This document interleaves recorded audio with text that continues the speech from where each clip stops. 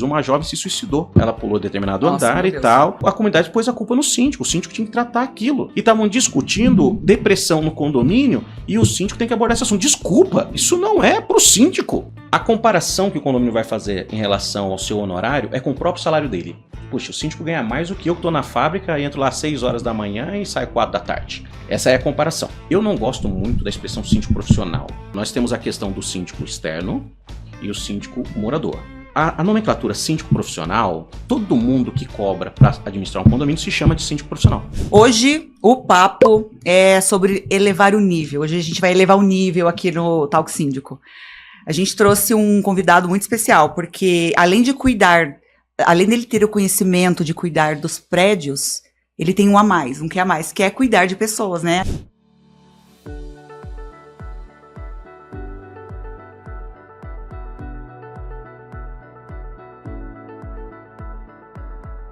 Hoje nós temos aqui o Ailton Tertuliano, que é um autor, empresário, teólogo. Achei curioso a parte do teólogo, mas achei interessante também para a gente debater sobre isso.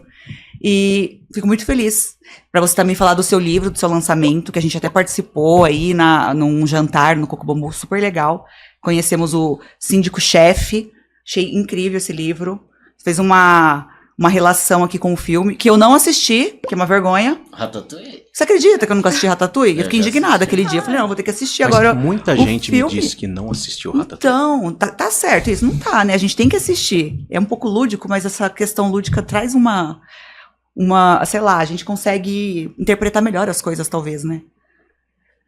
E estamos aqui também com a minha co-host, Josiane. E um síndico que tá sempre com dúvidas aqui, que vem acompanhar a gente, o Juliano Rabelo. Conta muitas histórias, tudo bem? Eu tô feliz que meu colega também é administrador, ó. É um síndico administrador, não é só advogado. Ah, mas tem que ser. Teólogo, que chique, né? Chique, Sim. eu achei. O que você achou, Josi? Você Não, conhece eu quero alguém dessa área que é teólogo? Não conheço ninguém, é o primeiro. E eu fico pensando, como que é esses dois mundos, né? Da gestão e a teologia. E agora, juntando mais a gastronomia, querendo ou não, né? Lembrando que a Jo é gastronoma. Olha, é bem interessante que a teologia é a minha primeira formação. Tá? Então, a primeira formação acadêmica que eu acabei conquistando foi teologia. Eu, na idade, me enveredei por essa área por curiosidade, por querer aprender mais. Tá? Existem várias motivações que te levam a estudar, a buscar conhecimento. Uma delas é a curiosidade, o desejo de crescer em conhecimento. Apesar que a gente tem hoje um incentivo, seja dos pais, ou do mercado, ou das pessoas ao teu redor, para você estudar alguma coisa para ganhar dinheiro. Isso está errado. Tá? Essa primeira motivação é realmente vamos dizer assim, uma armadilha. Você pode provocar, por exemplo, o jovem a enveredar numa carreira ou buscar uma área que ele não tem qualquer aptidão, nem interesse. Vai causar frustração nele, Total. pensando só no dinheiro. Total. Então, muitas vezes, as pessoas elas são empurradas para a primeira formação por conta das expectativas de outro. Tá? Então, não há verdadeiramente um alinhar com a sua própria expectativa. Eu acho que isso aqui é muito importante. Vai entrar no nosso papo aqui mais para frente. Sim. Mas eu queria conhecer mais, né? E isso começou dentro da realidade de uma comunidade cristã. Então, eu tinha amigos que estudavam e tal, achei aquilo interessante, as pessoas falando sobre o assunto. E até então, a Bíblia para mim parecia um livro selado, que eu não tinha entendimento. Falei, puxa, e como é estudar teologia? Estudar teologia é estudar um método de como você interpretar esse livro, trabalhar esse livro. Tá? Então, a ideia de teologia, né, a logia, o logos, a palavra, entendimento, o estudo do teós, que é Deus, é a ideia do estudo de Deus baseado num elemento objetivo de análise que são as Escrituras. Bom, para mim, como leigo, eu falei, puxa, isso é muito legal, quero estudar mais. E aí, quando eu soube que tinha uma faculdade teológica, eu falei, é muito estranho. Mas aí você foi do Gênesis ao Apocalipse? Total. Aí, interessante que, é curioso, né, que depois quem já fez teologia, tem formação, sabe disso, que a última coisa que você maneja é a Bíblia, você estuda muito sobre método, né, e para você poder depois interpretar as Escrituras. Mas isso acabou me levando para me tornar um profissional da área. Ou seja, um acadêmico, um estudioso, e inclusive eu tive um período grande da minha vida que eu fui missionário. Então eu trabalhei com comunidades carentes, com recuperação de pessoas em situações muito graves, né? A gente agora tem uma série que está muito em evidência aí, que é Tremembé, que fala do presídio lá dos famosos. Sim. Eu já dei palestras lá dentro do Tremembé.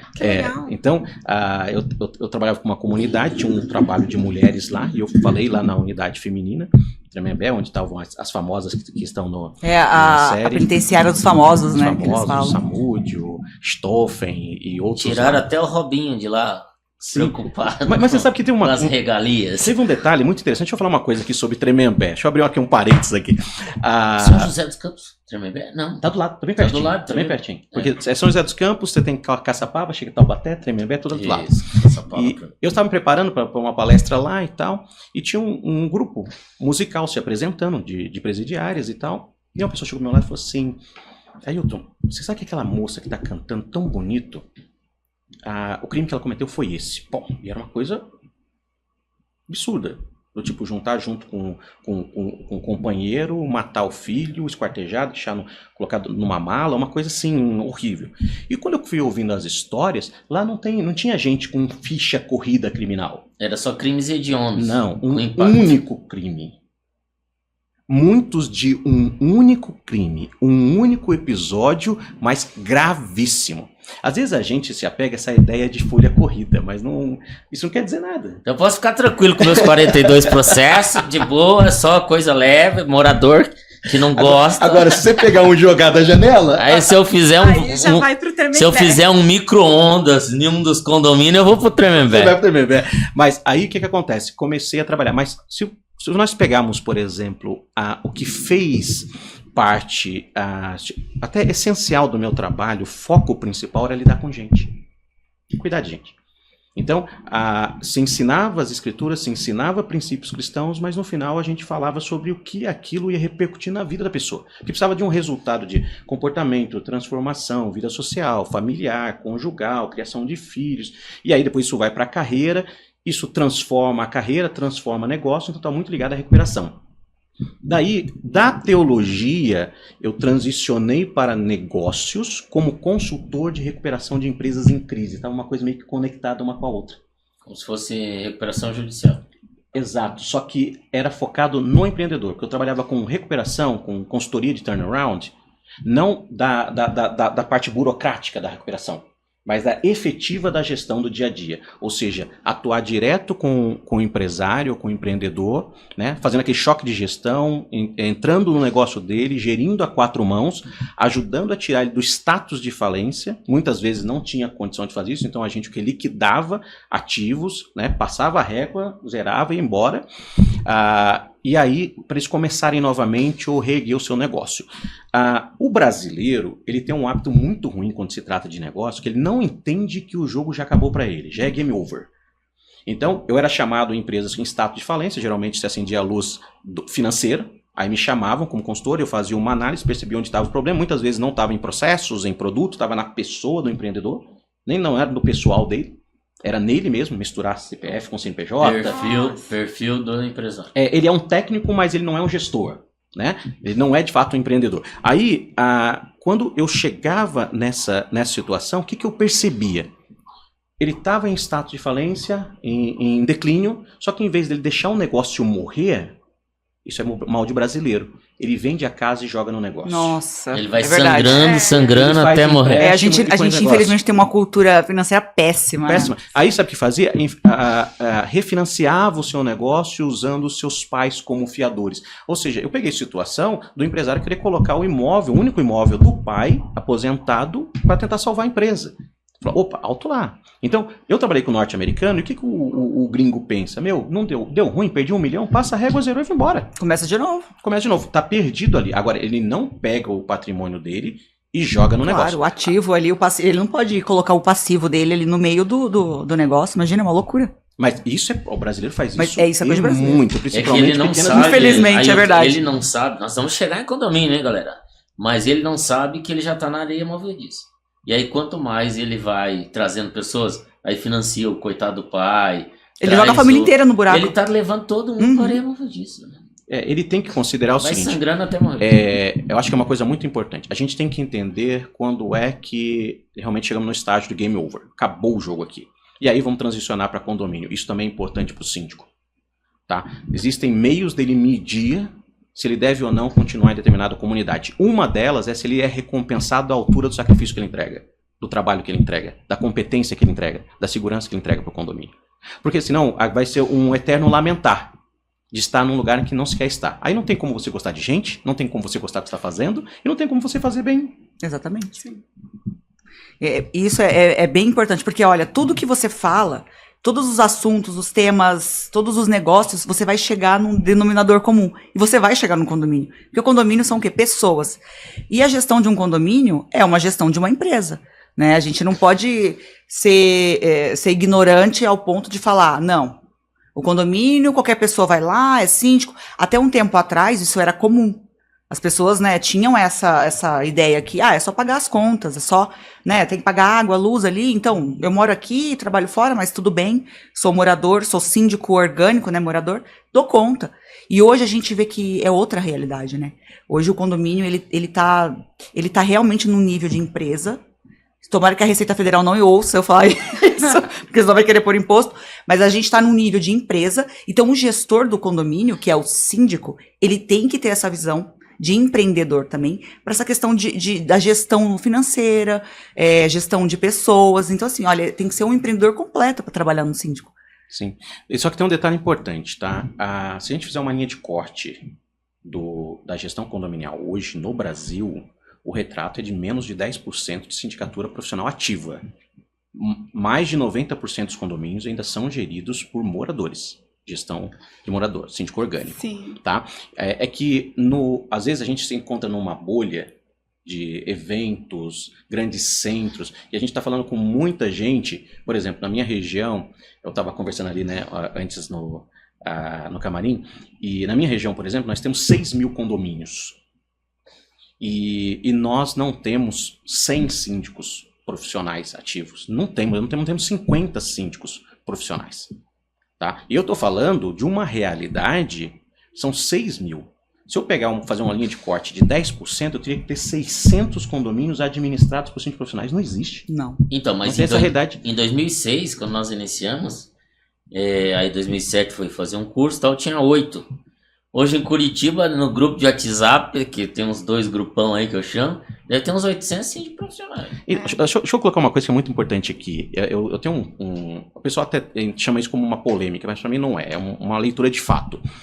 Eu não gosto muito da expressão síndico profissional. Sim. Tá? Nós temos a questão do síndico externo e o síndico morador. A nomenclatura síndico profissional, todo mundo que cobra para administrar um condomínio se chama de síndico profissional. Eu quero contar uma historinha só para a gente fazer uma analogia aqui. Sim. A minha mãe resolveu pintar o muro da casa dela. E ela resolveu convidar o vizinho da frente para fazer esse serviço.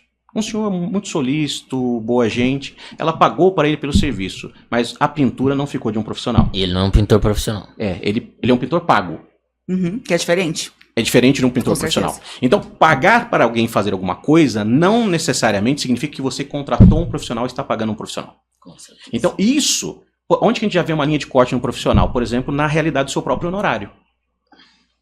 Porque o profissional, ele tem que valorizar o que ele entrega e valorizar a entrega para que aquilo de fato possa sofrer valorização em todos os sentidos, até mesmo da sua própria posição. O que a gente tem visto? Cada vez mais pessoas se enveredando no setor condominial, cobrando para fazer a sindicatura, sem necessariamente ter um método e atuar profissionalmente e entregar com qualidade. E sucateando a questão dos honorários. Total, exato. Essa palavra é sensacional. E isso só desvaloriza cada vez mais o trabalho, não a profissão, mas porque não existe a profissão, mas porque o sim o trabalho. Depois nós vamos entrar no embate que a gente sempre martela aqui. Nossos honorários em Curitiba não é o menor. E também não é o maior, mas é o preço justo. E hoje chegamos a 148 condomínios de síndico, né? Só que tem que se pagar o trabalho. Aí o cidadão cobra 1/3 do que a gente apresenta de proposta, E aí vai querer ganhar na Ele leva um ecossistema inteiro para dentro do É condomínio. aquilo que nós estávamos comentando ali. Aí ele quer ganhar na detetização, na Sim, troca de extintor. exatamente. Tudo ele vai levar bola. E aí ele está criando um passivo gigante. Assina contratos com empresas terceirizadas porque... eu cobro 5 mil, ele cobra R$1.000. Meu, não existe caneta mágica, não existe milagre. O cara vai querer fazer essa compensação em algum lugar. É uma coisa que a comunidade condominial não entende, aí é o morador, né, o proprietário, que quando ele elege um síndico, ele elege um tutor do orçamento. E a tutoria de um orçamento é poder demais.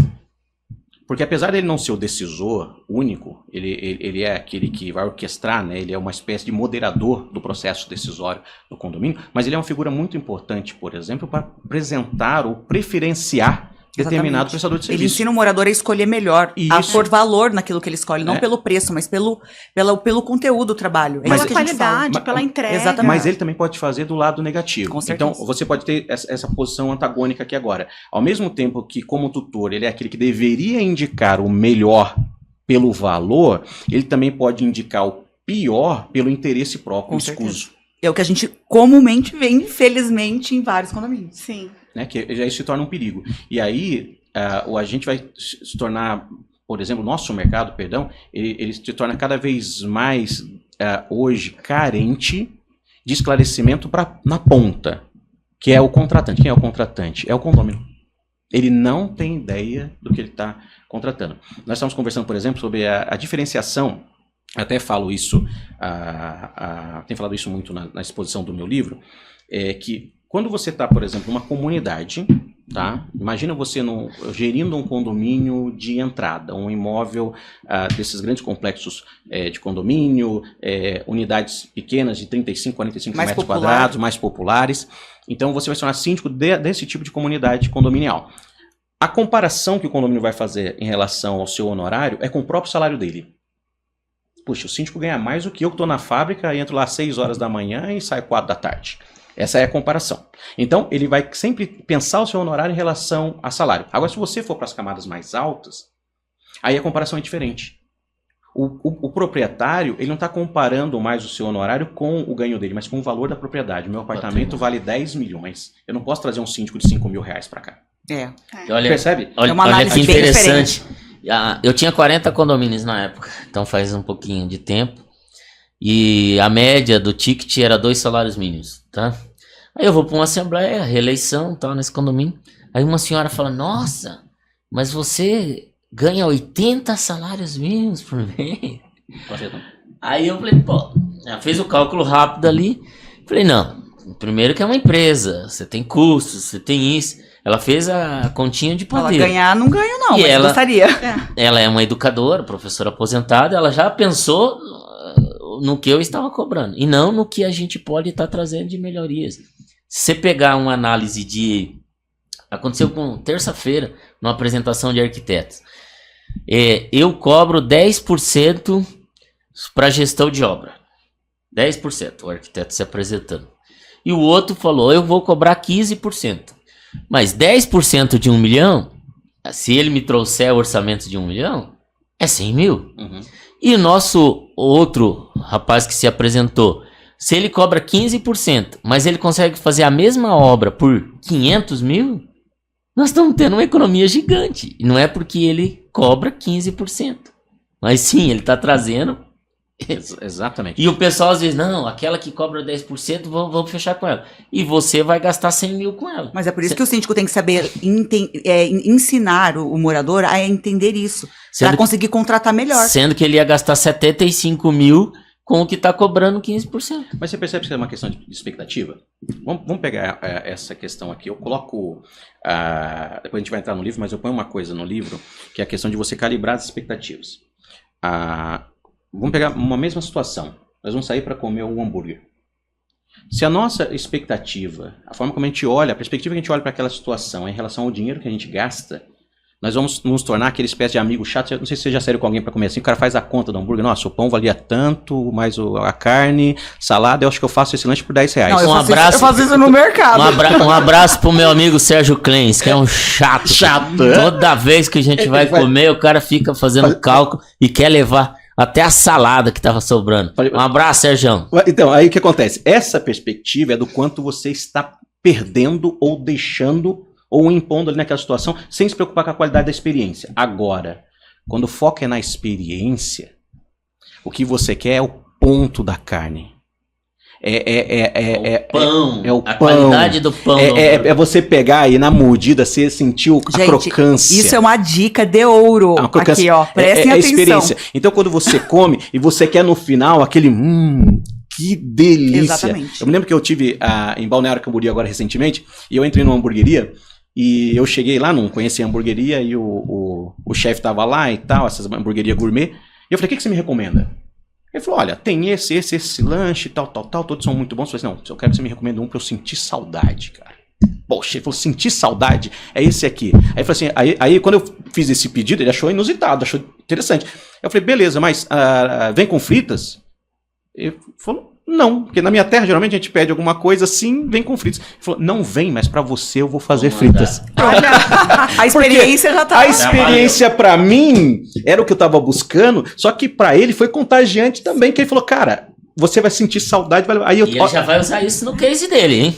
Aí eu fiz um stories da hamburgueria, mas olha onde chegou agora, em Curitiba, essa experiência. Então, eu não tô preocupado quanto eu paguei ali. A experiência foi válida. Agora, se a experiência não for boa, talvez eu até volte no valor. Fale assim, nossa, paguei e não levei o que eu esperava. Então, quando a gente muda a perspectiva e alinha a expectativa, é isso que nós temos que fazer no condomínio. Qual a expectativa que você tem? De viver bem? Viver um sonho? Viver uma comunidade que te faz feliz? Então você paga por isso. Agora, quando você quer viver qualquer coisa de maneira atropelada, atabalhoada, aí o valor não importa. Aí a gente preocupa só com o preço. É que muita gente... Hoje, né, eu vejo pelos condomínios que eu atendo, tem muita gente que quer viver como se estivesse num hotel, pagando, como se estivesse ali vivendo num condomínio popular. Não tem como. As pessoas querem morar num apartamento de 2 milhões, mas querem pagar como se morassem num apartamento de 45 metros que vale 150 mil reais. Porque num hotel tá ali, você sabe que você vai pagar a experiência, vai pagar, né, por estar dormindo numa cama king size, confortável. Pelo atendimento. Sim, o atendimento, tem concierge, tem um N, né? Tem N serviços que ali o hotel oferece para que você se sinta bem atendido. Agora, tem gente que quer esse atendimento todo, mas não quer pagar por isso. Olha, eu tenho uma coisa que para mim é muito importante, é a gente olhar para um objeto e analisá-lo a partir de um método. Tá? Por exemplo, eu tenho dificuldade de ver a distância, por isso que eu estou com óculos. Aí eu te enxergo melhor. Tá, então, aí eu percebo todas as suas expressões e tal, e a nossa comunicação fica mais rica. Então, se a gente pegar e olhar para o condomínio com método, eu tenho uma coisa que eu coloco o seguinte, o poder transformador do método. Ele transforma os seus resultados. E eu coloco num dos capítulos do livro uma ferramenta que você pode utilizar para você poder analisar o condomínio, por exemplo, entender aonde você está trabalhando. Porque para você entregar uma boa experiência, tem que saber com quem você está lidando, que é a pirâmide de Maslow. Na pirâmide de Maslow, o que ela coloca para nós? A cada camada da pirâmide estabelece um elemento de necessidade. Tá? A base da pirâmide de Maslow, por exemplo, ela é construída em cima da necessidade mais elementar para a sobrevivência. As necessidades mais básicas para viver. Comer, beber, dormir e defecar. É o que você precisa. No condomínio, eu chamo isso de habitabilidade. Então, tem que ter energia elétrica, tem que ter água, tem que ter saneamento e tem que ter o teto se sentir sossegado ali dentro. Beleza. Quando nós estamos num condomínio que a expectativa das pessoas é simplesmente essa necessidade, as outras coisas não importam. Até que essa seja satisfeita. Vou pegar um exemplo. Pega um sistema habitacional de interesse social. Tá? Um conjunto habitacional de interesse social.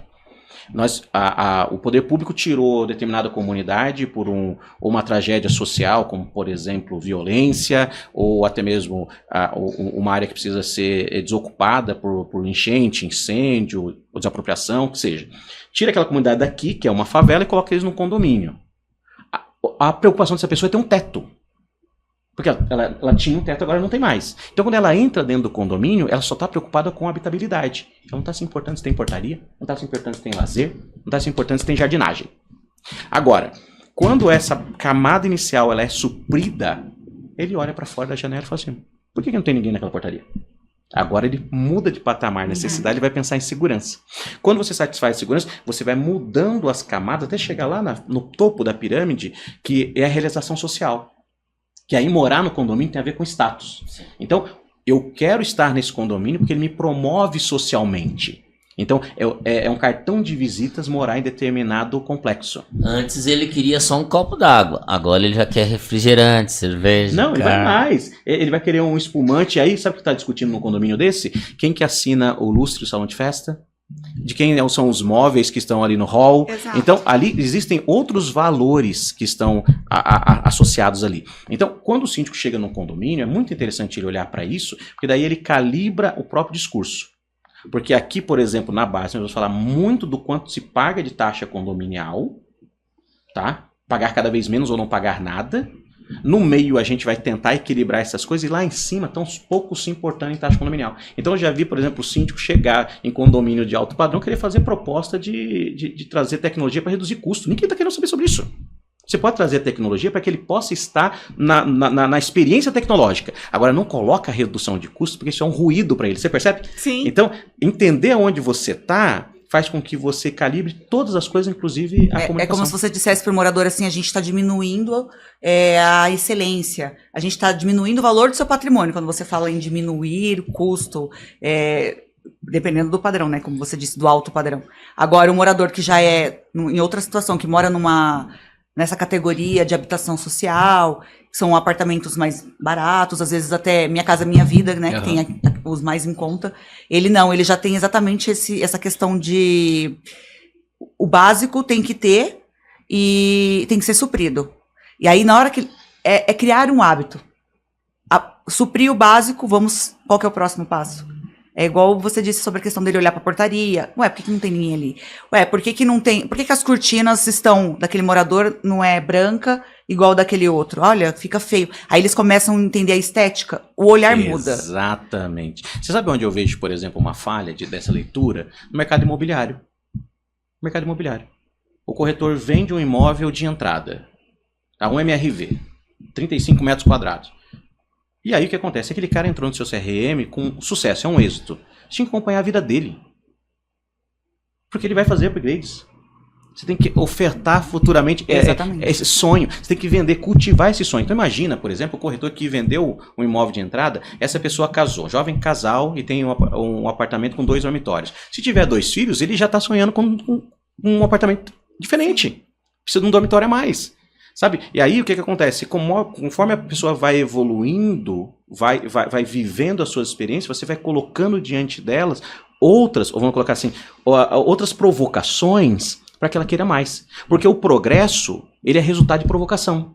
Com certeza. Tá? Se não aparece, por exemplo, um influenciador falando de relógio, você não está interessado em comprar relógio. Não, essa questão do corretor é bem interessante, porque o corretor, muitas vezes, eu até vi esses dias falando sobre isso, ele fica amigo do cliente dele, porque ele vai acompanhando a evolução também financeira do cliente. Exato. E aí ele vê que o cliente olha, o fulano tá viajando, ele já liga e fala, olha, apareceu um estúdio aqui para investir. Então assim, ele vai criando. Ou quer usar o teu apartamento de entrada, vamos ter um outro lançamento. E tal. Exatamente. E vai uma dica aqui para os nossos colegas síndicos. Vai se apresentar no condomínio, tente entender qual é a realidade e qual é o objetivo. Estamos nos apresentando um condomínio. Todo mundo tem interesse em fazer uma obra. Aí você vai lá e fala que não faz obra, não vai ganhar muito. Todo mundo pensando na pintura. E aí você vai falar, não, vamos reduzir a taxa. O cara já quer fazer um investimento porque o patrimônio dele está depreciado, porque a gestão anterior já não se preocupa com isso. Aí você vem falando em redução de despesa ordinária, vamos reduzir aqui, mas para fazer um investimento de melhoria, revitalização. Eu tive um caso em Jacareí. Eu participei de uma assembleia, era uma assembleia de instalação do condomínio, a entrega de chaves. E a Assembleia lotada, eu acho que eram 164 unidades, alguma coisa assim. Eu sei que tinha umas 150 pessoas na Assembleia, quase que 100%. A de instituição é fantástica. É né? fantástica. Tá todo mundo lá. Todo mundo lá. E só que o seguinte... Tá todo mundo lá, mas todo mundo acha que o síndico devia ganhar um salário pra ficar lá, ou é muito que estão pagando. Tem muito condomínio. Mas olha que detalhe interessante. Todo mundo com um projetinho na mão. E a síndica apresentou o orçamento, tal, e ela colocou no orçamento, né, a contratação de um engenheiro como assistente técnico do condomínio. Não apenas para entrega, mas para dar continuidade. Dar continuidade. Ele ficar ali, né, durante o período de gestão dela, ou seja, ele estava sendo contratando ele por contrato de partido, né, de contínuo, e aí houve uma discussão que as pessoas disseram, não, mas nós não precisamos do engenheiro. E estava indo quase que a todo mundo, né, naquele movimento de manada, puxando de não contratar o engenheiro. E eu fiquei olhando o orçamento que o engenheiro deu, né, do honorário dele, e a situação do condomínio, eu não tinha nada a ver com aquilo. Meu assunto era outro. E eu falei assim, gente, posso ter a palavra? Eu sei que não é meu assunto, tal, eu represento a empresa tal. Falou, claro. Aí a síndica me conhecia, e eu disse... Gente, eu soube aqui que a planta de vocês é uma planta dinâmica. Ou seja, daquela unidade tem apenas uma parede estrutural. Todas as outras podem ser movidas. Por isso que todo mundo tinha um projetinho na mão. E todos tinham um engenheiro contratado, um arquiteto, para mexer na unidade. Então você imagina, se são 140 apartamentos, 150, 600, que seja, são 150 obras. Sim. Então a síndica, ela já se antecipou de maneira proativa. Olha... Eu preciso de um assistente técnico para acompanhar todos esses projetos. Porque o pessoal vai começar a emitir RT, RRT. Meu Deus, imagina a confusão. E às vezes... Não, e a execução? Aí o que acontece? Aí eu falei exatamente isso. Falei, olha, todos vocês têm engenheiro. Perfeito. Só que a síndica não tem capacidade técnica de avaliar, nem a portaria, nem o zelador, se a execução está conforme o projeto, os equipamentos que estão sendo utilizados aqui nas obras, até mesmo os itens que estão entrando aqui no condomínio, tem que ter uma fiscalização. Porque se der errado para cima ou para baixo, deu errado para todo mundo. Aí o martelete de alto impacto, aí a coitada da síndica lá fazendo medição do decibéis. Uma parede errada que você afeta, já era. Quando eu falei isso... Imagina a bagunça. Aí as pessoas falaram assim, mas peraí, é verdade. Aí uma pessoa lá atrás perguntou, quanto que custa por apartamento? Quando eles fizeram, gente, estava lá no orçamento, mas ninguém se preocupa em fazer a conta. Quando deram o número... 1.500 dividido por 150, 10 anos. Dá menos de uma pizza. Imagina. Quando eles olharam para aquilo, ele falou assim, absurdo. Votaram e aprovaram por unanimidade. Agora veja bem, não iriam aprovar. Mas por que aprovaram? Porque houve uma intervenção técnica, ou seja, houve um esclarecimento técnico, e aí uma coisa muito legal que aconteceu, não apenas aprovaram, mas aquilo trouxe para eles uma validação da qualidade daquela síndica que eles estavam contratando. Que, geralmente o síndico de implantação, ele entra meio que kamikaze, né? Ele passa aquele período lá de pegar o boi pelo chifre e depois acaba nem sendo reeleito. O pessoal queima ele. Ela não. Ela entrou bem porque perceberam a expertise dela de trazer algo que todo mundo ignorava. Ou seja, estava no ponto cego daquelas pessoas. Aqui nós sofremos por causa dos contratos, dos moradores não gostar de contrato fixo, né? Tentar reduzir a despesa fixa, em especial com jurídico e engenheiro. Quem que não gosta? Os moradores. Na onde? Porque se você coloca... Nossa, eu tenho um monte de contrato aí, de gente aí, ó. Lógico que não é nosso, né? Mas eu conheço um monte de contrato aí. Contrato que tem honorários, tem tudo. Por isso que as empresas têm um monte de reclame aqui. Uhum. Mas a gente tem que passar para os moradores a esta importância. Criar essa cultura. Vai criar uma cultura, igual você tem em São Paulo, Rio. O pessoal, depois que caiu o prédio da Liberdade lá, todo mundo, né? BNT 16280, todo mundo se preocupou mais com isso. Eu acho que Curitiba tem que começar essa cultura. Mas pegando o gancho que você falou da divisão, eu fiz uma assembleia semana passada, e aí o ex-síndico, infelizmente a gente sofre bastante com o ex-síndico, em especial se for residente. Ele falou, pô, vem uma empresa de fora, tudo que faz. E eu já tô lá há 6 anos, tá? Mas ele continua saudosista. Uma empresa de fora, vocês aprovaram 50% de aumento dos honorários, né? Porque dos primeiros 2 anos, depois no 3º ano. E eu fiquei aqui 10 anos, vocês nunca tal. Aí eu falei, não foi 50% de aumento. Não posso falar o nome dele. Aí eu falei, foi 13,50 por unidade. Aí ele começou a rir. Ele falou, sim. E aí ninguém fez o comparativo, que 13,50 por unidade dá 50% de reajuste do que você ganhava. Falei, sim, 13,50 para ter um profissional qualificado, conhecimento técnico. Uma moradora levantou a mão e falou assim, eu pagaria R$50 a mais por unidade para ter uma gestão igual nós estamos tendo. Exatamente, eu acho que uma coisa que é legal quando a gente fala da comunicação, principalmente a questão orçamentária, eu defendo algumas teses, por exemplo, que orçamento, principalmente reajustes de contrato e tal, isso para nós tem que ser compulsório. Eu tenho que chegar lá e discutir se eu aumento ou não o orçamento. Tem que chegar lá com o orçamento pronto. Se eu já tenho um contrato celebrado e já tenho uma perspectiva de reajuste, seja ele por convenção ou contratual, eu já solto automaticamente no meu orçamento e eu bato o orçamento na Assembleia. A taxa para o próximo ano é essa. Nós não queremos isso, queremos menos. Então, o que nós vamos tirar aqui?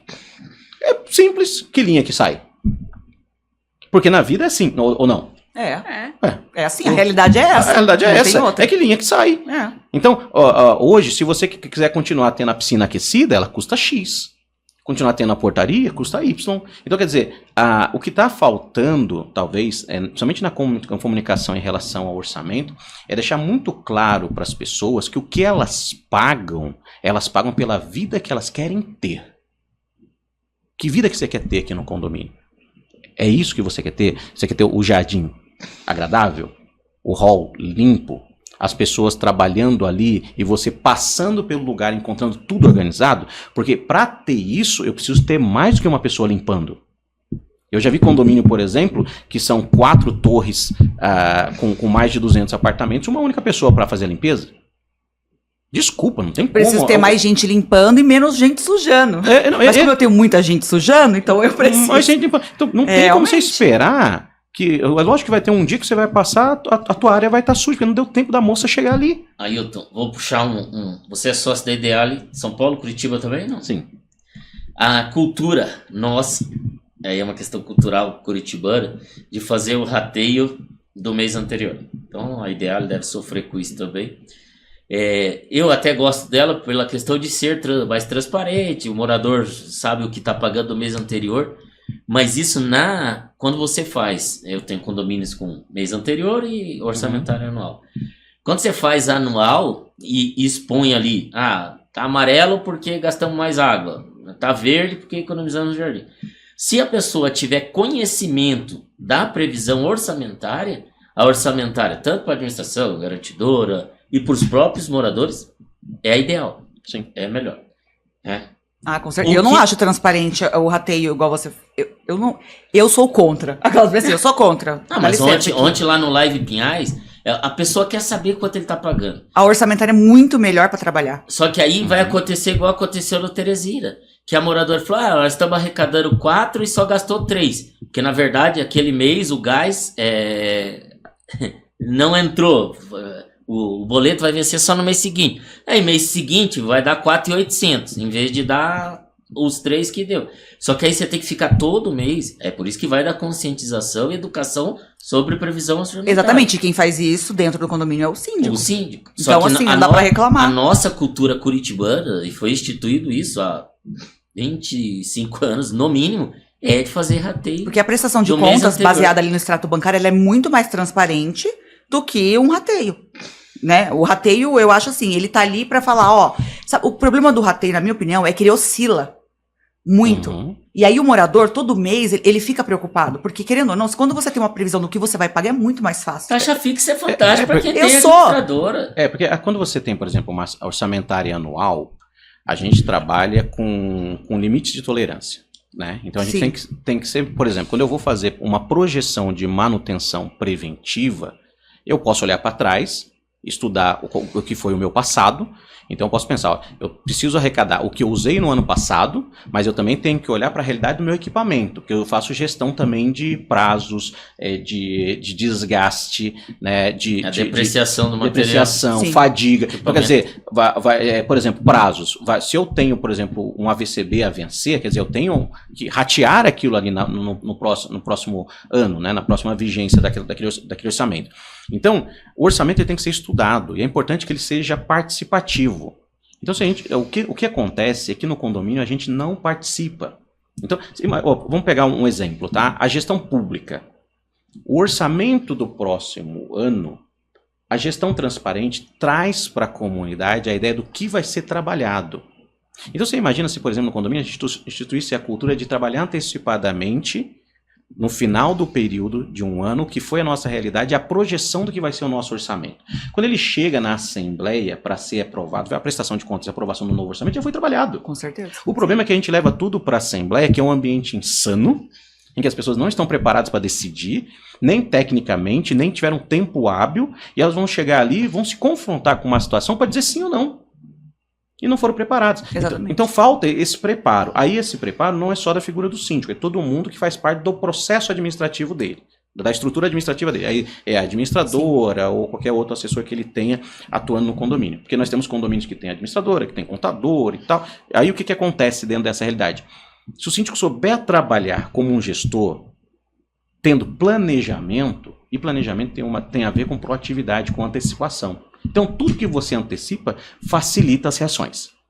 Tá? Então, a melhor coisa que você pode fazer é o seguinte: se você vai pegar a sua família para sair para comer, já define em casa o que você vai comer. Porque se sair com 4 pessoas no carro perguntando o que a gente come, deu ruim. Cada um vai querer uma coisa. Você percebe? Um vai querer lanche, outro vai querer pizza, outro vai querer... E aí nós temos um trânsito para fazer até o lugar, e daqui a pouco vai ser tão ruim a conversa que a gente não vai a lugar nenhum. Sim. Tá? Isso acontece no condomínio, infelizmente. Você acha que esse comportamento ele ajuda aquele morador que sempre implica com alguma coisa, com as benfeitorias do síndico, a vestir a camisa e jogar no mesmo time que o síndico? Eu acho que esse morador nunca vai jogar. Aí eu quero falar sobre uma coisa interessante, que é gestão de pessoas, e aí a gestão de conflitos também. É o seguinte: existem antagonistas no condomínio que vão aparecer o tempo todo. Tem gente que vai ser uma oposição à tua gestão porque você a incomoda de alguma maneira. Você tira dela o conforto de algum domínio. Então a tua presença lá tira ele, geralmente, ele exercer algum domínio em determinada área. Então ele precisa tirar você. E aí ele vai se opor sempre, independente se você faça as coisas bem feitas ou não. Porque nunca vai estar bom mesmo. Nunca vai estar Mas bom. não é sobre você, é sobre ele. É sobre ele. Só que essa pessoa, se você souber lê-lo como uma espécie de rival digno, que melhora a sua performance, as dicas dele vão ser sempre pontos cegos que você não está vendo. Então você pode melhorar isso aqui. Só que o que acontece? Algumas vezes a gente pode virar essa pessoa assim. Porque se a oposição dela é sincera, ela vai sinceramente admirar o seu resultado. Fala, poxa, ela me ouviu. E ela me ouviu de novo, e me ouviu de novo, e deu certo. Eu vou ajudá-la. Agora, quando essa oposição ela é escusa, ela é mal intencionada, né? Por exemplo, do condômino antissocial. As correntes malignas do condomínio. Não tem o que fazer. Não tem teólogo que resolva. Não, você vai ter que conviver com aquele mal, tá? Administrando, toreando aquela situação, vamos colocar assim, ou realmente trabalhar o condomínio para tirar essa pessoa, que se de fato ela se torna um condomínio antissocial que atrapalha a convivência. A gente tem a ideia de expurgar alguém da presença do condomínio por conta da questão da violência, tá mais ligada a isso. Mas nós temos outros tipos de condomínios antissociais que são tão prejudiciais quanto. Tá? Mas a ideia que a gente tem que entender é o seguinte: eu não preciso dele para gerir 99% das coisas no condomínio. Aliás, condomínio é assim, a gente não precisa de unanimidade, a gente só precisa da maioria. A maior parte do que você vai construir, administrar, tocar, conduzir no condomínio, você precisa de 50% mais um te apoiando. Ou seja, basta uma maioria simples, você faz um bom trabalho. Eu gosto de trazer uma ferramenta para debate na gestão condominial, que é o princípio de Pareto. Lembra lá do 80-20? 20% dos seus esforços garante 80% dos resultados. Se você encontrar poucas pessoas que são mobilizadoras e verdadeiramente, honestamente interessadas pelo bem comum, elas vão te ajudar a construir um excelente condomínio. Mas o problema é que tem síndico que ele tem tanto medo de sair do condomínio, de perder o condomínio, que ele fica amigo de quem? De alguém mais fofoqueiro que... de um conselho de uma conselheira fofoqueira, de um morador que tá ali cuidando da vida de todo mundo. Então ele cria um vínculo com o síndico e muitas vezes o síndico confunde, achando que ele é amigo. Ele não é amigo. Ele simplesmente está preocupado com o pessoal dele, aquilo que é individual. Ele não está preocupado com a comunidade, com o condomínio. Então, assim, tudo que ele faz ali dentro é falar que o fulano não tá fazendo certo, que o ciclano não... Em vez dele colaborar com o bem do condomínio, ele colabora com o desgaste de todo mundo, sabe? E isso é muito comum. Aqui em Curitiba, pelo menos, a gente tem visto isso em vários condomínios. Isso é uma coisa que eu vejo que é bem legal de a gente pensar.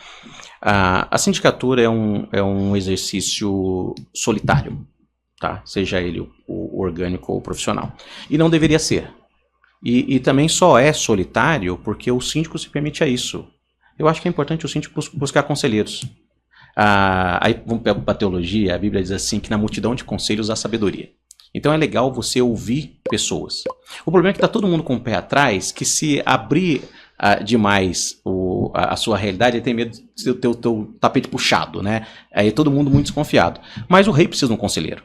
Todo líder precisa de um conselheiro. Então, os conselheiros, eles são muito bons. E aí você pode buscar conselho em professores, em outros profissionais, em amigos. Mas é muito bom que você compartilhe algumas coisas, porque às vezes o feedback de alguém, sabe, pode acender uma lâmpada na tua mente e falar assim, puxa, que insight que mudou a minha vida. Porque, é o exemplo, eu peguei muitos síndicos com esse problema da questão da busca da unanimidade. Todo mundo vestia a camisa, vamos vestir a camisa. Não vai acontecer, gente. Em condomínio não acontece. Talvez você consiga fazer isso na tua empresa, por quê? Porque você consegue coagi-los a vestir a camisa, porque senão você demite. Existe uma troca, né? Sim. Ou senão você demite. Agora, como no condomínio você vai lidar com voluntariado, aí é diferente. Você tem que cativar as pessoas para elas poderem te responder. Então, o exercício de cativar, tá? Seja pelo seu resultado, seu carisma, ou a sua ideia, os seus projetos, é diferente da mobilização pela força econômica da posição de chefe, de contratante. Então, por exemplo, hoje o síndico tem muito poder sobre os prestadores de serviço. Aí ele manda prender, manda soltar. Mas em relação ao condômino, ele não consegue. Então, ele tem que entender que ele tem que jogar esses dois jogos aqui. E aí, para tudo isso aí, também precisa de método. Essa questão do conselho é interessante, porque às vezes o conselho que entra, não é porque ele quer ajudar o síndico, é porque ele quer arrumar problema com o síndico.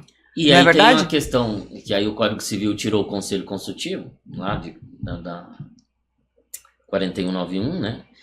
E aí o pessoal, só tem um conselho fiscal. E o conselho fiscal realmente é fiscalizar, correto? Não, mas veja bem, eu não me refiro dele buscar conselho com os conselheiros do condomínio.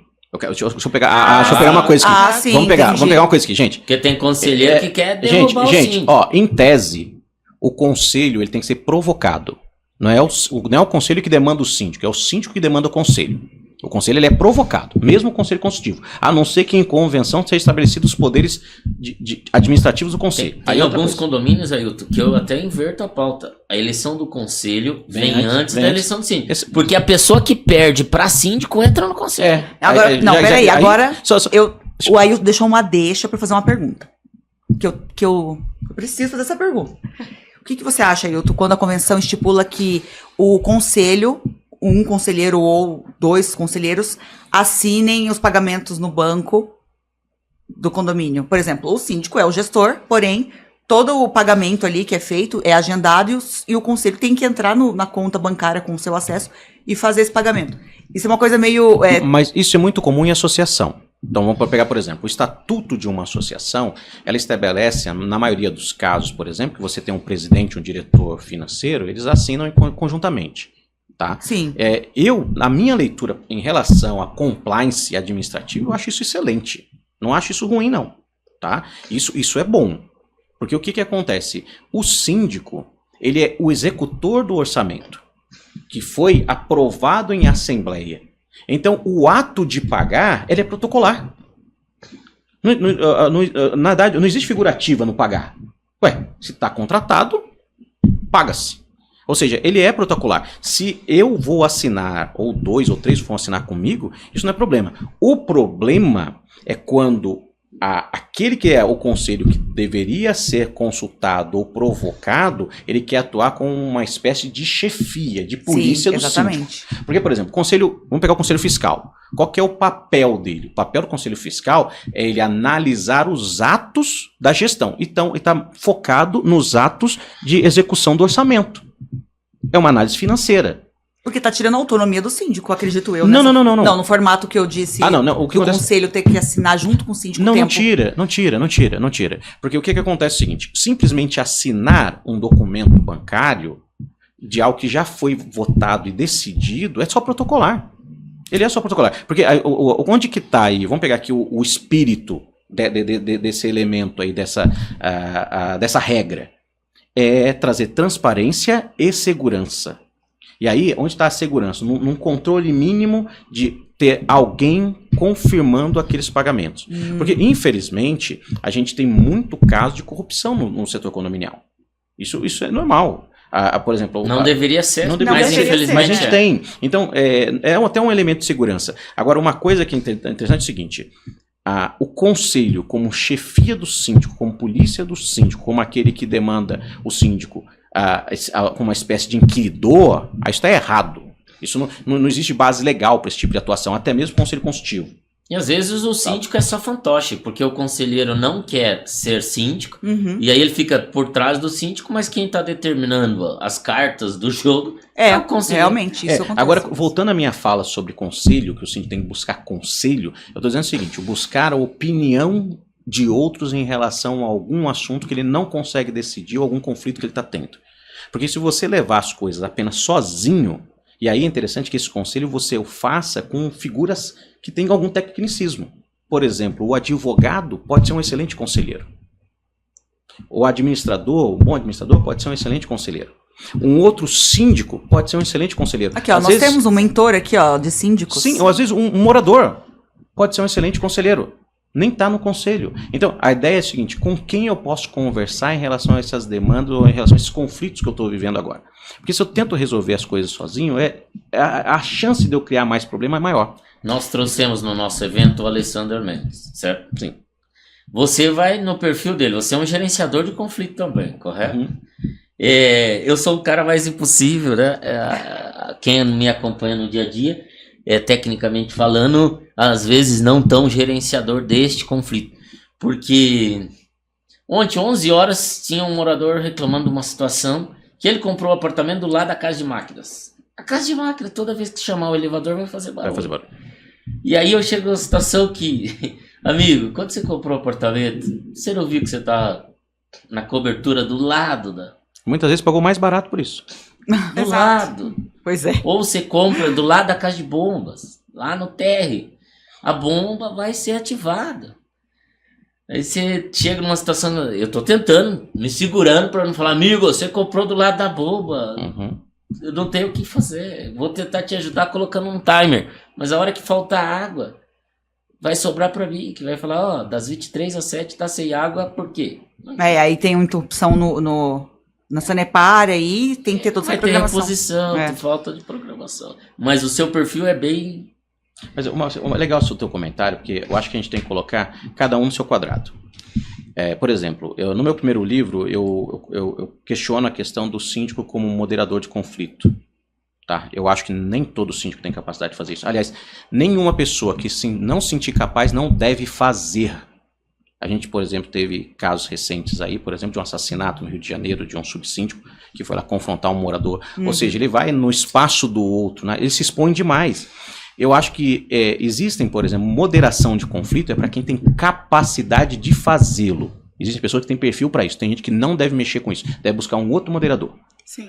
Tá? E, por exemplo, eu defendo muito a ideia de contratação de consultores para determinadas áreas específicas no condomínio.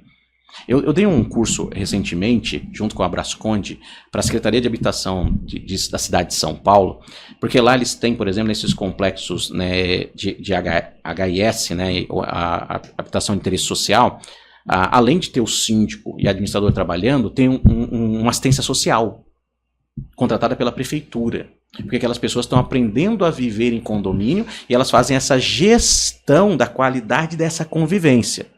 Eu acho que essa vai ser uma ação que vai vir para o condomínio no futuro. A gente vai ter cada vez mais a interação de outros elementos, então a gente vai ter uma multidisciplinaridade atuando no condomínio como assistente social, por exemplo.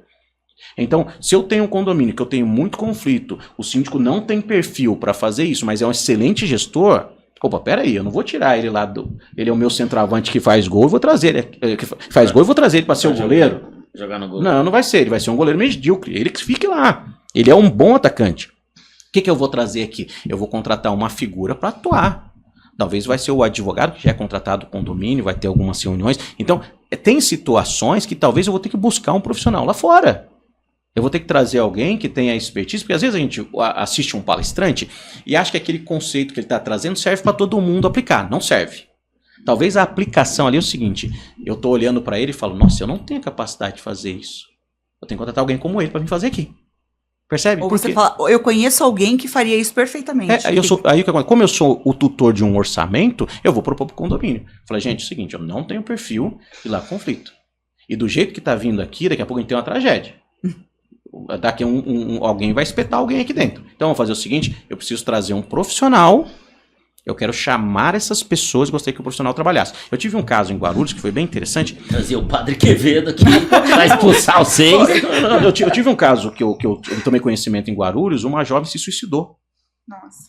Então ela pulou determinado andar e tal, ela se matou. A comunidade pôs a culpa no síndico, o síndico tinha que tratar aquilo. E estavam discutindo depressão no condomínio e o síndico tem que abordar esse assunto. Desculpa, isso não é pro síndico. Eu já tive 4 suicídios. Alto lá. Agora, se essa é uma questão da nossa comunidade, opa, peraí, nós vamos ter que trazer um psicólogo ou um psiquiatra, alguém para vir aqui conversar com a nossa comunidade. Fazer palestras. Eu acho. Aí sim, não é o síndico abordar esse assunto. O síndico agora vai estudar sobre ele conseguir identificar que sinais de suicídio. Desculpa. Então, às vezes, aí que tá. Máxima campanha amarela lá, Setembro Amarelo, que é o mês lá de suicídio. Mas aí a gente volta naquela frase que a gente sempre fala aqui, o síndico ele não tem que saber tudo, mas ele tem que conhecer quem sabe. Mas sabe qual que é o problema? É que no final a gente acaba tornando o síndico uma espécie de faz tudo, um Batman. A gente põe Bombril. O cinto de equipamentos dele não é um Batman. Desculpa, parou. O síndico, ele é o síndico. Ele tem um perfil, talvez, um é mais executor, o outro sabe lidar bem com gente, o outro é bom com finanças, o outro é bom com a equipe de trabalho, com o operacional. Vamos olhar para essas características e vamos reforçar com o conselho, ou com consultores, ou com assessores contratados, para poder fechar bem esse time. Aí, dando spoiler, é o meu próximo livro. Aí vai outro assunto. E a gente não entrou no livro ainda. Mas já estamos falando de assuntos assim que no livro... Eu estou fazendo um você vai volume 3 também, isso. Mas como a gente direciona muito para a área jurídica, eu me comprometo, já falei pro Ailton, né? Eu tô com mais o livro lá de instituição do colega Paulo, na semana do Natal Ano Novo, que eu vou estar na praia, descansando, ler o seu livro, beleza? Vai estar descansando. Isso é importante. Com o celular dele não celular para. ligado a gente não descansa, mas eu vou tirar pra... Não, pior é que eu tenho aqui algumas perguntas para fazer. Então tá, vou falar aqui do Pedro. Ele fala assim, que o clima no condomínio dele é de guerra, que ninguém participa das reuniões e quando vão é só para brigar. Existe alguma técnica para mobilizar essas pessoas e transformar esse clima pesado em colaboração? Tem. Sabe uma técnica que está dentro da nossa casa, que é que eu trago no livro? É isso que eu ia falar, tem aqui no livro. Comida. Pronto. Gente, olha, sabe o que eu acho falta no condomínio? Aí é Pedro, né? Pedro, olha, Pedro e os demais síndicos que vivem com essa situação. Sabe o que você traz para o seu orçamento? Traz o orçamento da pizza. Quando tiver uma assembleia, tem que ter um cafezinho, tem que ter um bolinho, vai ter uma reunião de conselho, pede uma pizza. Desarma as pessoas. Porque o que acontece? Se as pessoas chegam... Aliás, eu, por exemplo, quando eu faço eventos, quem já participou dos meus eventos... o cara faz lá no Coco Bambu. É maravilhoso. Olha, sabe o que acontece? Por exemplo, eu faço muito cafés em hotel. Toma café primeiro. Quando tem um evento, eu não tenho coffee break nos meus eventos. Eu tenho comida primeiro. Porque, olha, imagina uma pessoa que ela está chegando num lugar que é desconhecido. Então, como esse lugar é desconhecido, ela não conhece muito as pessoas, esse é um lugar hostil para ela. Não sei se você já teve a experiência de chegar num lugar que você sente que é um lugar hostil, onde você se sente confortável. Você vai lá na mesa do cafezinho, pega um café, você se esconde atrás de um copinho de café. Sim. Então, a comida, ela relaxa as pessoas, elas desarma as pessoas. Então, chegar, comer, beber alguma coisa, compartilhar uma garrafa de Coca-Cola, já abre o papo do futebol, do clima e tal. Você já vai deixando aquele ambiente um pouco mais tranquilo. E quando eu faço isso com mais frequência, né, eu lembro que eu fui numa assembleia que a síndica fez uma assembleia com um tema junino, por exemplo, tinha até carrinho de pipoca e tal, ela com chapéu de palha. Gente, aquilo muda a realidade, porque as pessoas chegam... Desarma total. Então, como é que eu faço? Se você souber usar comida como um fator importante... Ela une as pessoas. Ela une as pessoas. Mas aí o nosso evento, olha no nosso evento, eu vou dar Vou falar agora um pouco sobre isso, já que você abordou o assunto, e realmente faz todo sentido. No nosso evento, a gente fez coffee break, mas aquele contínuo. Ele começava na hora que começava o evento e terminava só na hora que terminasse o evento. E aí a gente só foi trocando, né? De manhã era café, aí à tarde foi pros frios e à noite pra pizza. Então, assim, a gente foi fazendo, porque todo mundo quer comer, conversar. Quero dar um exemplo de ontem. Eu fui para uma reeleição, que eu já estou lá há 13 anos. Então, eu falei, putz, fazia tempo que eu não ia, sempre os síndicos prepostos que estavam indo. Eu falei, não, eu vou lá no live hoje. Aí peguei 200 salgadinhos, aí o Neuri já pegou umas Coca-Colas e tal. E falei, ó, galera, tô indo e tal. Deu 16 pessoas, 48 unidades, então tinha um quarto lá. E aí os novatos, os mais antigos, porque esse condomínio foi entregue por bloco. Implantação, assim, 16. O último bloco ficou o melhor, o primeiro sofreu demais, né? Mas os primeiros a gente conhece todo mundo por nome e tal. E aí chegava a galeria, ó, pessoal, tô chegando agora. Eu também não tinha almoçado. Aí, ó, quem tá chegando já vai comer, trocando ideia, aí contando uma história lá de 12 anos atrás. Ó, a Silmara, nossa primeira moradora, chegou aqui, aconteceu problema e tal. Eu ainda brinquei ontem, saí da reunião, falei, gente, nunca foi tão calma a reunião do live igual foi essa. Porque 16 pessoas aprovaram, reeleito por unanimidade, tivemos aumento, aprovou os itens de segurança sem questionamento, assim. Então, a parte da comida ajuda bastante. Porque eu com fome, eu fico também de mau humor, certo? Não, ó, gente, você tirou as pessoas da casa delas para uma reunião. Ó, eu lembro que eu tinha um caso que não tem nada a ver com condomínio, mas é bem didático aqui para nós. Eu trabalhava com um consultor de uma construtora, ela estava passando um momento de dificuldade, então eu estava lá fazendo a recuperação de um determinado departamento dela, e nós tínhamos um contador. E sempre que tinha uma reunião com o contador, ele sempre chegava do mesmo jeito. Toda vez ele trazia um bolo. Fazia uma porção de pão de queijo. Ele nunca chegava de mão vazia. E aí o que acontece? Geralmente ele vinha para as reuniões e a gente ia descascar o contador. Só que, gente, ele criava um ambiente e eu aprendi isso com ele. Eu falei, puxa, eu gosto de visitar um cliente, levar alguma coisa para comer ou levar ele para um ambiente para comer. No meu escritório, em São José dos Campos, a gente tem o orçamento do pão de queijo. Toda vez que eu recebo uma visita, as meninas já põem o pão de queijo para assar. Então a pessoa vem que hora? Às 3h30, às 15h30. Ok, o pão de queijo assa em 20 minutinhos, 15h10. Tá no forno. Quando a pessoa entra no meu escritório, ela já sente o cheiro do pão de queijo. Eu tenho máquina de café, não gosto. Elas passam o café. Então, aquele cheiro de casa, pão de queijo saindo do forno quentinho e o café passado. Mas isso é coisa de interior, porque eu cresci no interior, então todo mundo que vai na casa da gente recebe com comida. Comida. Aí, quando as pessoas sentam, o cliente senta, primeiro toma ali o café, conversa e tal. E aí? A comida faz parte. Sobre o que nós vamos brigar? Aí ele tá mastigando. Aí ele fala, nossa, que delícia pão de queijo. Posso fazer uma pergunta, pessoal? Qual que é a denominação religiosa sua? Eu era batista. Batista? Fui missionário batista. Missionário batista. Sim. Show. Isso é importante. Eu fui criado na Congregação Cristã no Brasil. De vez em quando, né? Não que vão discutir política, religião e tal, mas trazer alguns futebol, né? Bom corintiano. A gente traz para a Assembleia, faz o quebra-gelo. Porque chega todo mundo armado, às vezes, com o assunto. Acabou de ter um roubo no condomínio. Aí tá todo mundo bravo porque acha que é o síndico que é o culpado. Você traz todos os itens, tudo que reprovaram de segurança, que não fizeram. Aí você traz a comida, traz outros assuntos, começa a contar as histórias, as pessoas vão... Ó, quer ver uma piada aqui bastante interessante, cabe aqui pra nós? Tem o pessoal que diz assim que é difícil brigar com mineiro. Porque mineiro briga fofo. A nossa síndica. Eu sou casado com filha de mineiro. E o seguinte, eu lembro que uma vez a gente foi pra São João del Rei visitar a família da minha esposa. E a gente ia de casa em casa e sempre tinha um bolinho e café passado. E você não pode deixar de tomar o café, que é uma desfeita. Sim. Claro, porque o mineiro, ele põe a mesa pra você. E, gente, é sensacional. Sabe? E aquele jeito de falar com as vogais abertas, né? Tia Júlia, fala desse jeito, né? Bem arrastado, bonitinho, toma um cafezinho. E a ideia é que o mineiro usa muito bem a culinária no relacional. E eu me lembro que eu até brincava com meu sogro e falei assim, puxa vida, mas eu tomei tanto café que eu não aguento tomar café. A gente foi em 15 casas, eu tomei 15 cafés. Aí meu sogro falou assim, você tem que aprender a tomar café. Porque lá você tem que tomar café com samambaia. Eu falei, café com samambaia? Mas que negócio é isso? Toda casa de mineiro tem uma samambaia. Então quando você pegar o café, você encosta a samambaia. Dá encostadinha. Você sabe, Deixa o café lá. Mas olha, você é da região. Meu pai é de Campos Gerais. Você tava falando de alferes, né? E se você não comer, é uma desfeita. É igual você ganhar um presente do árabe e não dar outro presente e assim por diante. Meu Deus, eu tô devendo presente.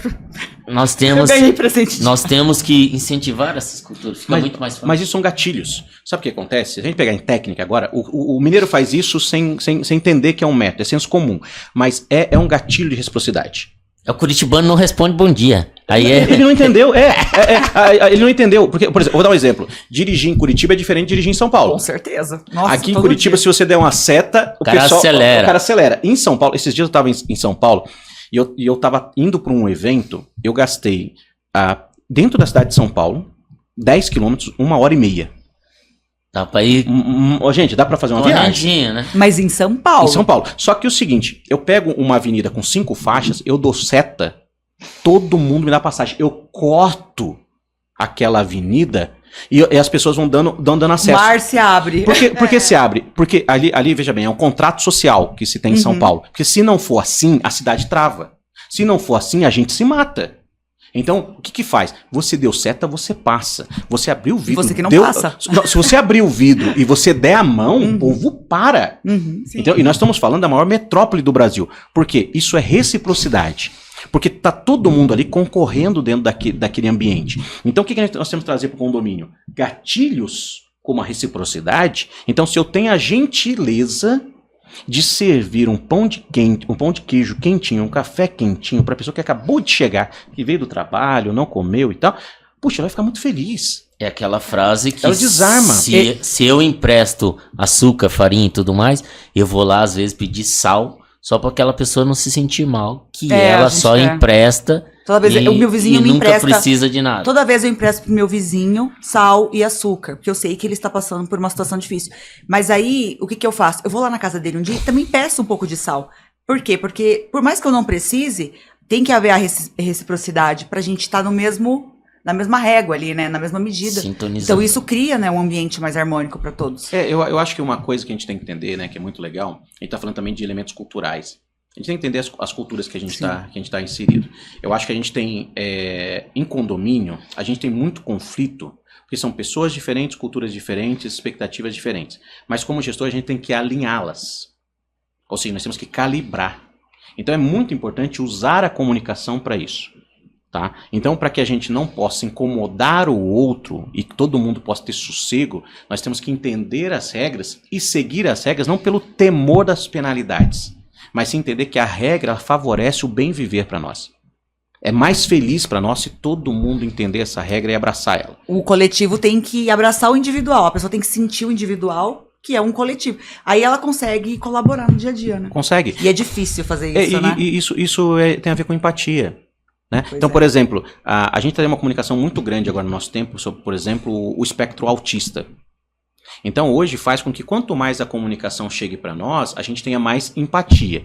Então, antes, quando eu estava no supermercado e ver uma criança gritando no chão e tal, e eu achar que aquilo é simplesmente falta de educação... Chegar o cacete nessa criança. Só que quando eu olho aquela criança... Se fosse minha mãe, já tinha batido nesse Só que hoje menino. eu olho para aquela criança, ela tem um colar... sabe, colorido, né, com peças de quebra-cabeça, eu olho aquela identificação, olha quanta comunicação aconteceu. Eu já recebi conceitos pela TV ou outros ambientes, existe uma peça de identificação visual, eu bato o olho, a leitura que eu tenho daquela situação é outra, aí eu passo a ajudar a mãe, falando, pode deixar, deixa ele tranquilo, tal. A comunicação tem que ser interpretada, né? Isso, porque daí quando a gente interpreta todos esses sinais, codifica tudo isso, a gente começa a entender melhor. Então, trabalhar com a comunicação é um elemento muito importante, né? Tem uma coisa que eu digo no livro, é onde você ganha e perde o jogo. Sim. Não fala do livro.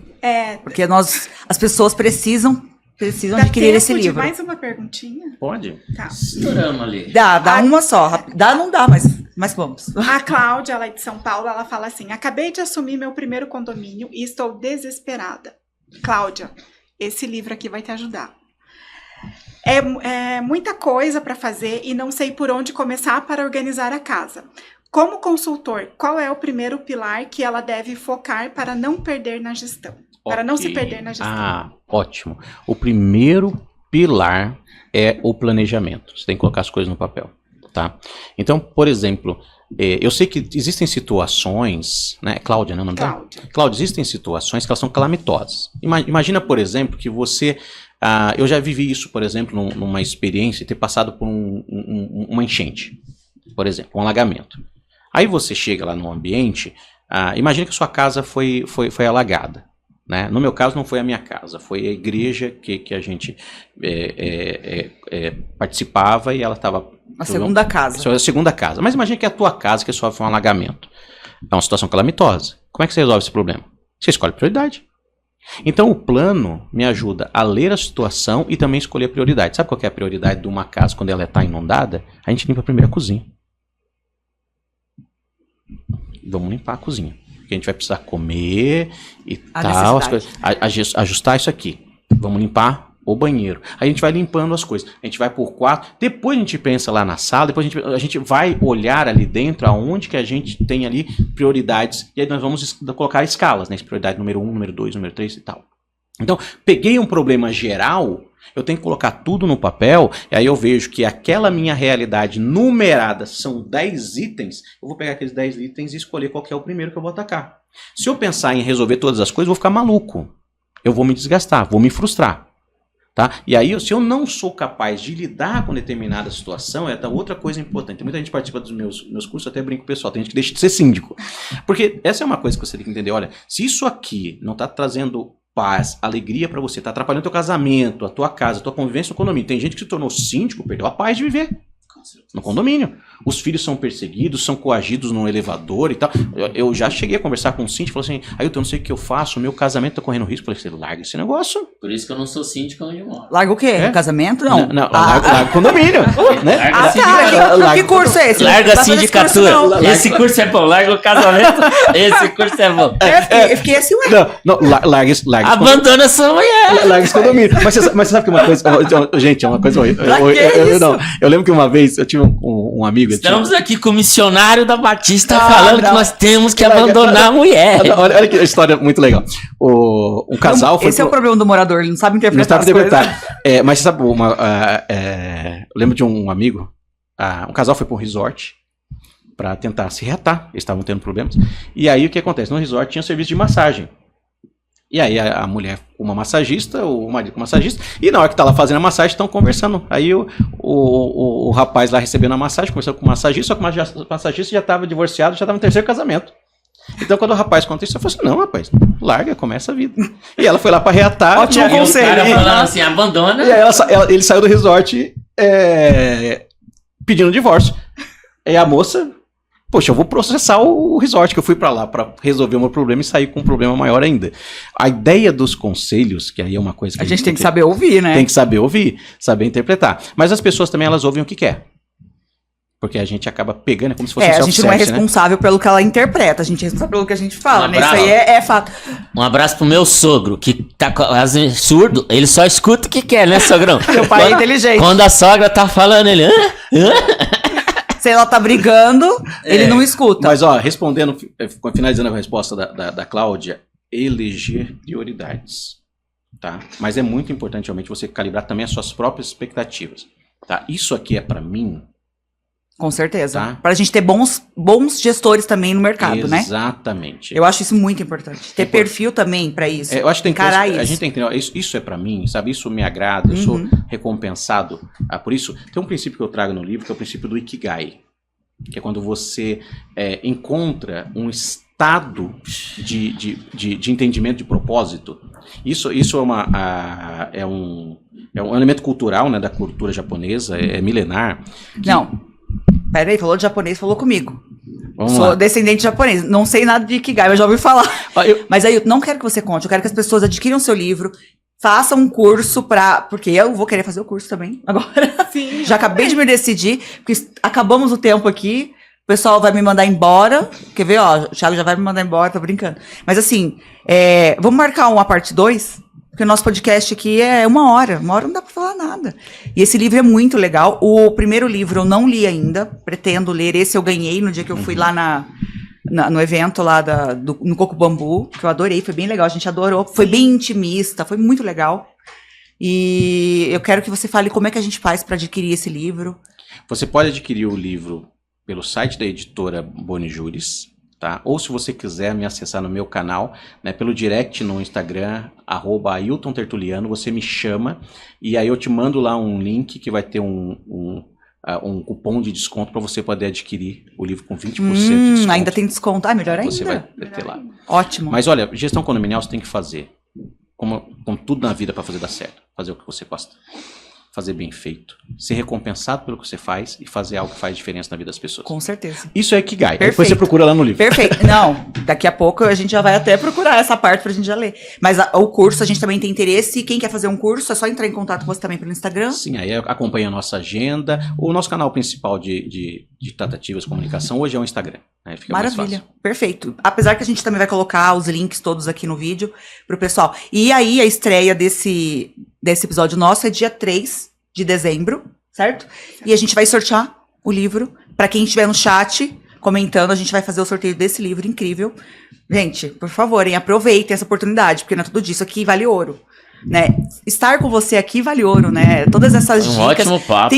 As pessoas têm que entender como isso é importante. Só quem tá Só nessa faltou área falar mesmo... que era curitiano, aí já tava fechado. Eu sou botafoguense. Ai, meu Deus. Vamos Você é falar de carioca? uma hora dessa. A gente tem que Não, encerrar, gente. Eu sou joséense e sou botafoguense. São Joséense. É outra história, é pro Ó, episódio 2. Parte 2, a gente vai falar sobre o time do Ailton, que todo mundo quer saber como é que funciona. Afinal, ele é botafoguense ou São Joséense. São Joséense? Eu nasci em São José, mas sou botafoguense. Então vai ficar pra parte 2 pra gente definir isso aqui no podcast. Eu queria agradecer a todos, obrigada pela sua participação aqui, obrigada por aceitar o nosso convite. E é isso, gente, ó, dia 3 de dezembro estaremos às 20 horas na TV Abrascom Digital Síndico, junto com o Pod Síndico também. Aproveitem e conheçam o Pod Síndico, que é incrível, do nosso amigo Reginaldo. Pô, nem tenho o que falar do Reginaldo, né? Eu adoro ele e eu acho ele uma pessoa, assim, inspiradora pra mim. Obrigada, gente. É isso. Por nada, um abraço. Até dia 3 às 20 horas no YouTube.